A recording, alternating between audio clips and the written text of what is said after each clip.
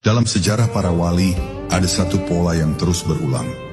Sebelum mereka diberi limpahan ilmu laduni, mereka terlebih dahulu dijatuhkan dari segala kehebatan duniawinya. Ada yang kehilangan keluarga, ada yang dijauhi murid, ada pula yang dijadikan asing di tengah masyarakatnya. Semua itu bukan kehinaan, tapi pemurnian. Karena ilmu ini tidak bisa masuk ke dalam hati yang masih sibuk mempertahankan citra dan pengaruh. Ilmu ini hanya masuk ke dalam hati yang telah hancur, lalu dibangun ulang oleh cahaya ketuhanan.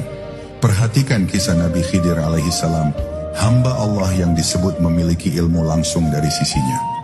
Sebelum beliau menjadi penerima ilmu itu, hidupnya telah disaring dari logika manusia biasa. Setiap geraknya mengikuti isyarat Tuhan.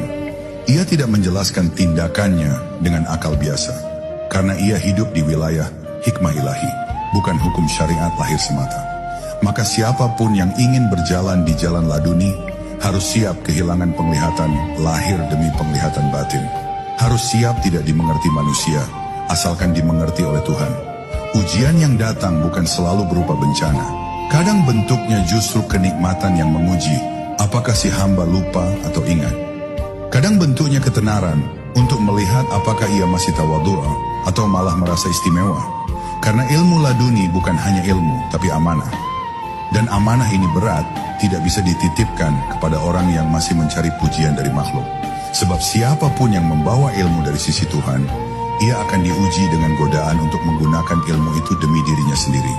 Dalam diam para sufi menangis, bukan karena hidupnya sempit, tapi karena ujian batin mereka tak bisa dijelaskan dengan kata. Ada rasa lapar yang tidak bisa dihilangkan oleh makanan, rasa haus yang tidak bisa disiram oleh air. Itu karena ruh mereka sedang menanti turunnya hikmah. Dalam kekosongan itulah Allah menurunkan ilmu laduni, bukan sebagai jawaban langsung, tapi sebagai kebeningan hati yang tiba-tiba mengerti makna dari setiap luka dan tawa yang pernah dilewati. Dan ketika ujian itu selesai, bukan karena hilang, tapi karena hati sudah ridha dengannya, maka ilmu itu turun seperti embun pagi. Tidak memaksa, tidak menyakiti, hanya menetap dan menghidupkan. Si hamba mulai memahami hal-hal rumit tanpa pernah belajar secara lahir. Ia mulai melihat rahasia dalam ayat-ayat kehidupan. Dan semua itu bukan karena dirinya hebat, tapi karena ia telah kosong dari dirinya sendiri. Dan dalam kekosongan itu, Allah menanamkan laduni, sebuah ilmu dari langit yang tak bisa dijual, tak bisa diwariskan, hanya bisa dititipkan olehnya kepada hati yang telah berserah.